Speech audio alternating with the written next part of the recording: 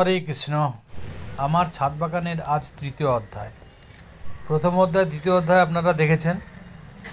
এই তৃতীয় অধ্যায়ে আমরা দেখব ওলকপিগুলো কত বড় হয়েছে। শুধু দেখব না, আজকে তুলেও নেব। অনেক বড় বড় হয়ে গেছে।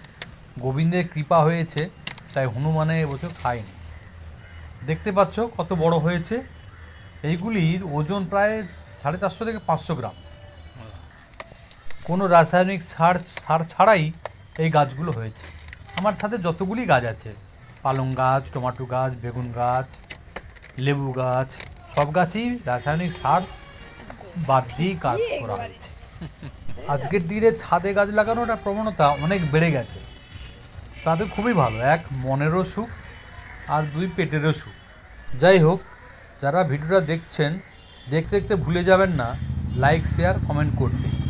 হরে কৃষ্ণ।